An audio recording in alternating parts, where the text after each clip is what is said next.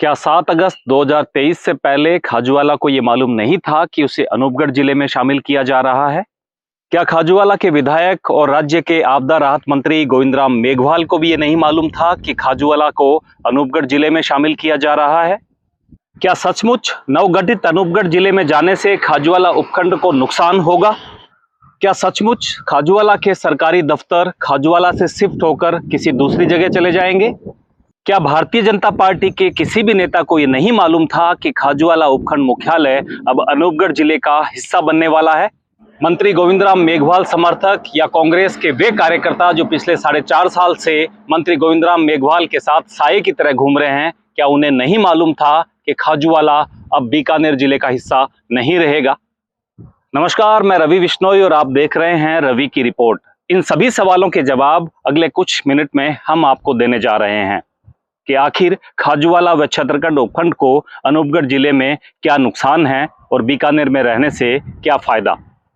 दरअसल वर्ष 2023 के अंत में होने वाले विधानसभा चुनाव से एन वक्त पहले मुख्यमंत्री अशोक गहलोत ने राज्य में एक ऐसा बजट पारित किया जो न केवल लोक लुभावन था बल्कि कई ऐसी योजनाओं का उसमें समावेश किया गया जिससे मुख्यमंत्री अशोक गहलोत के साथ साथ कांग्रेस पार्टी को ये उम्मीद होने लगी कि यहाँ पर इतिहास बदला जा सकता है, यानी राजस्थान में एक बार फिर से कांग्रेस की सरकार को रिपीट करवाया जा सकता है।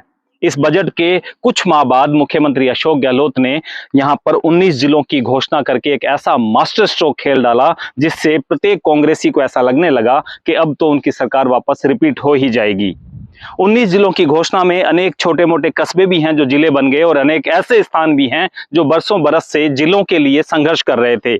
अनूपगढ़ एक ऐसा ही स्थान है जहां पर बरसों बरस से आंदोलन चल रहा था, यहां तक कि वहां के एक वकील ने तो अपनी वकालत का पेशा छोड़कर अहिंसावादी तरीके से बरसों बरस तक धरना चलाए रखा और जब अनूपगढ़ जिले की घोषणा हुई तो उस वकील और वहां के लोगों की खुशी का कोई ठिकाना नहीं था। भारत पाकिस्तान सीमा पर बसे अनूपगढ़ कस्बे के निकट ही खाजूवाला कस्बा है और जैसे ही इन जिलों की घोषणा हुई तब खाजूवाला के लोगों को भी ये आभास हो चुका था कि उन्हें अनूपगढ़ जिले में मिलाया जाएगा। छत्तीसगढ़ के लोगों को भी ये आभास था कि उन्हें अनूपगढ़ जिले में मिलाया जाएगा। यहां तक कि एक अखबार ने तो ये प्रकाशित कर दिया था कि लूनकरनसर का इलाका भी अनूपगढ़ जिले में आ सकता है। इसके बाद लूनकरनसर के लोगों ने विरोध किया, परंतु खाजूवाला और छत्तीसगढ़ शांत बैठे रहे, इंतजार करते रहे उस दिन का जब जिले का नोटिफिकेशन जारी होना था। 7 अगस्त 2023 को 19 जिलों का स्थापना दिवस मनाया गया और मुख्यमंत्री अशोक गहलोत ने वर्चुअली इन जिलों का उद्घाटन किया और उस दरमियान खाजूवाला के विधायक, राज्य के आपदा मंत्री और अनूपगढ़ जिले के जो नवगठित जिला है उसके प्रभारी गोविंदराम मेघवाल भी अनूपगढ़ में थे। वहां पर आई हुई जनसैलाब भीड़ जो थी वो कुलदीप इंदौरा जो कि चुनाव लड़ते आ रहे हैं अनूपगढ़ से और जिला प्रमुख हैं श्री गंगानगर के, उनके समर्थन में नारे लगा रही थी। गोविंदराम मेघवाल ने वहां एक भाषण भी दिया और साथ ही मीडिया को बाइट भी दी।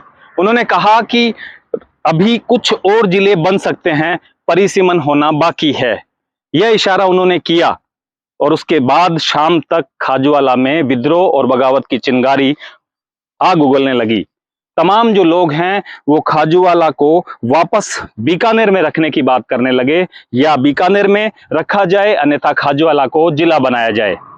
ये जो विद्रोह करने वाले लोग हैं, ये जो प्रदर्शन करने वाले लोग हैं, इनमें अधिकांश मंत्री गोविंदराम मेघवाल के इर्द गिर्द ही देखे गए हैं। कांग्रेसियों की तादाद भी उनमें ज्यादा है।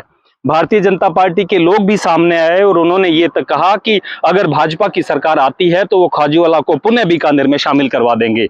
कुल मिलाकर समूचे मामले में राजनीति होने लगी। खाजूवाला की जनता आंदोलन करते हुए बाजार को बंद रखने लगी, तो साथ ही इमरजेंसी सेवाओं जैसे मेडिकल और पेट्रोल पंप की भी यहां पर हड़ताल की गई।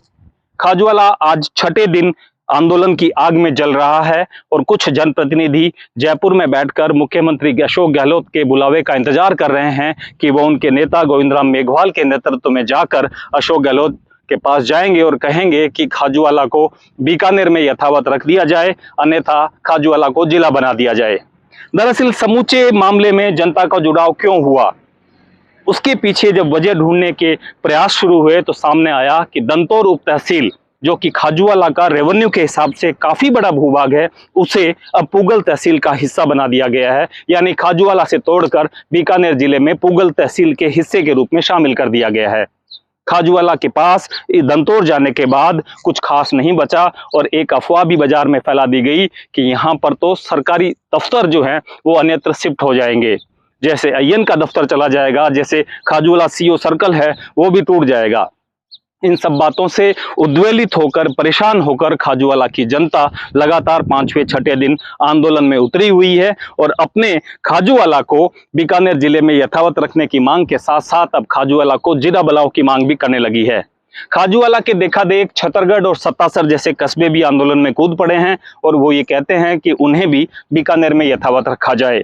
छतरगढ़ में तो मोतीगढ़ के सरपंच राम सिंह भाटी ने एक नई मांग खड़ी कर दी है जो छतरगढ़ का हक भी है।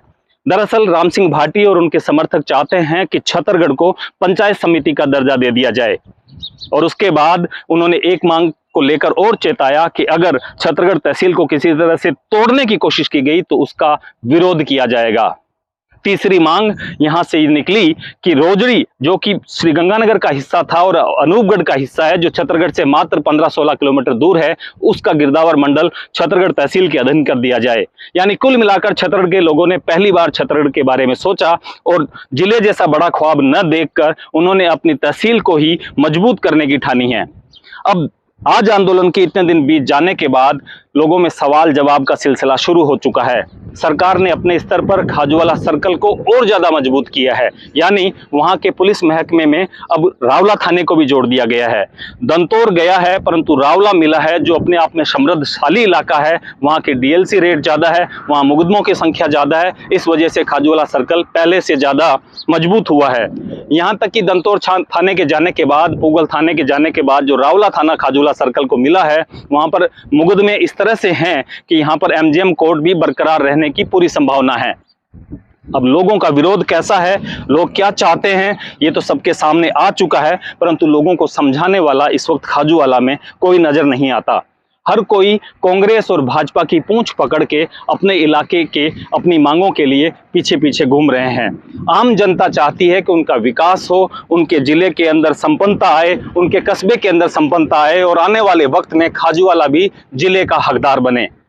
कुल मिलाकर हमारी इस रिपोर्ट का मतलब यही है कि जब जिले की घोषणा हुई और जिले का नोटिफिकेशन जारी हुआ, उस दरमियान जो बीच का फैसला था उसके अंदर कोई नेता क्यों नहीं बोला, उसके अंदर क्यों अनुशंसा का ये पत्र लिखा गया कि खाजूवाला को अनूपगढ़ में शामिल कर दिया जाए।